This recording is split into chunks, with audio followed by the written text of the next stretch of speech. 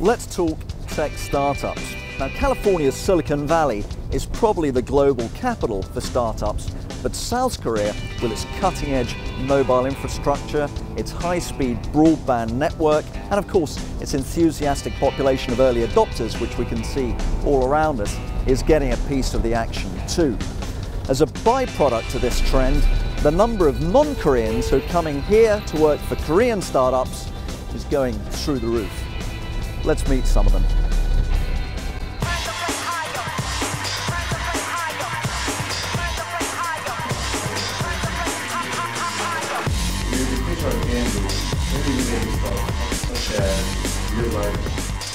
How much money would your company take?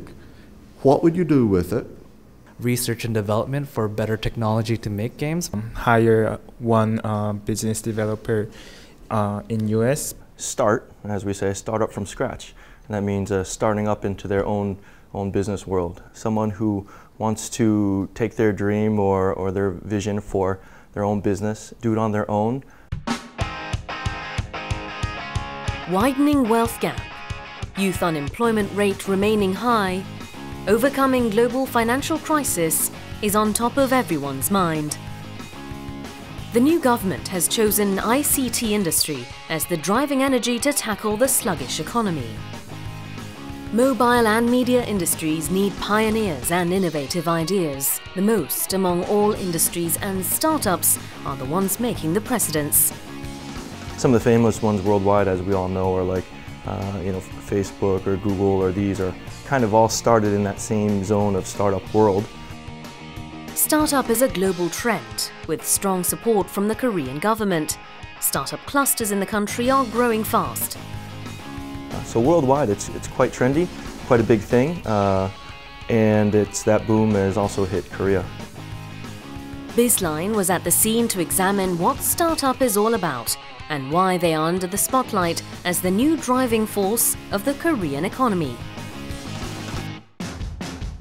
South by Southwest is the world's largest startup conference mixed with the music and film industry. Richard Min, head of a startup incubator, Seoul Space, and an expert of Korean startups, was at the busy event. So to me, South by Southwest is a platform. It's a platform for innovation, for inspiration, for fun, and for enjoying and to bring people together. And they're seeing a lot happening in Korea, and it's our job to highlight as many of the best cases as possible. The Korean startups began 3 years ago when the startup boom took off. There are startups already seeing a steady flow of profit in Korea. Social commenting solution Livery, which has its program installed on 10,344 websites, is Korea's largest social comment service. Users can write their comments and share with their social media friends. The founder of the startup company Seoul, Kim Bom-jun, developed Livery service 3 years ago. When we first found a company, we were students from the college. We heard and knew about the social problem about the commenting. Social media now is, as you know, like a really big part of how companies advertise themselves. So with Livery, we're basically giving customers a greater voice, giving them tools, allowing you to mobilize your customers, your site visitors, to be sort of ambassadors for your site. Seoul is a success story for Korean startups, but having just the idea and technology cannot promise instant success. There are steps to be taken to begin a startup and enter the global market. There is such a program to endorse the newcomers, and within the industry, it is called Accelerator.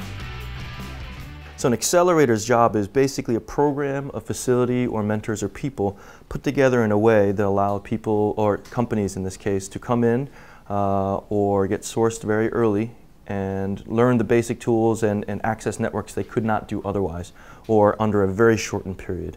Usually this accelerators and incubators have a program that lasts maybe 3 to 6 months. At the multi-purpose hall at D-Camp, people from the App Center running the Accelerator program and participants of KSstartup have gathered together. And there are spaces for joint projects where 70 people can jointly work together, and private offices that can be rented for free.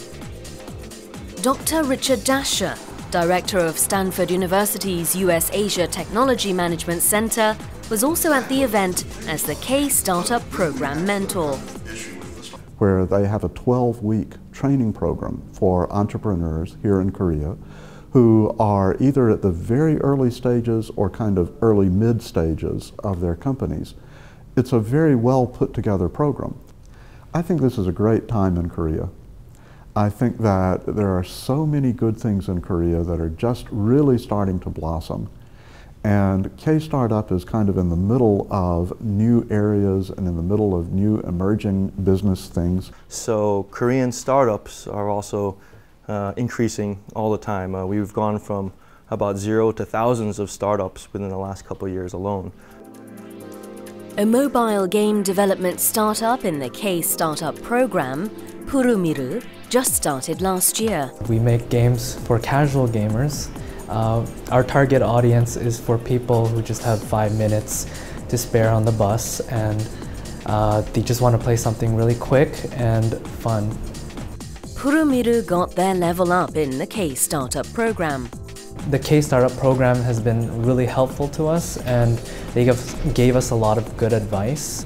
We learned a lot about how to do our marketing, we learned a lot about our development process, and these are all really helpful. For the entrepreneurs, with dream and fresh ideas, and just taking a foot off the ground can receive financial support from the government. There are also venture capitals and angel investments they can turn to from the private sector. The government is also supporting this movement for entrepreneurship. Seeing as a next platform for Korean growth could be creativity, tapping into innovation or tapping into the youth, what's happening, and to do so they need to support it. And it's a very exciting time. I think if you're not in Korea and you're watching this, you really should come to Seoul and see what's going on. As Korean startups are targeting global market and the world, taking notice of Korean startups, foreigners are showing interest to become part of the growing economy. A web designer, Mr. Jorn from the Netherlands, the co-founder of a startup-style wiki, is part of that trend. I'm working here because I think that Korea is a very interesting market with a lot of possibilities.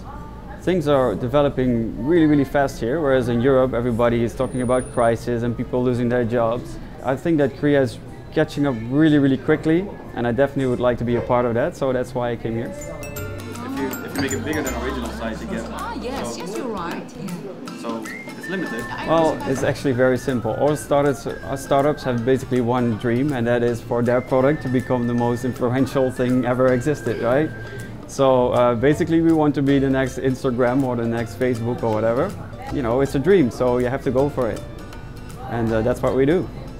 Become the next Steve Jobs, become the next Mark Zuckerberg, become the next success story, the next brand that takes over the world. Korea is really in a great spot to lead not only Asia, but potentially even more than, say, Silicon Valley or the other great places that have been doing it already, because we have a great concentrated population that are very brilliant people just waiting for the opportunity with these right infrastructures to launch globally and be successful.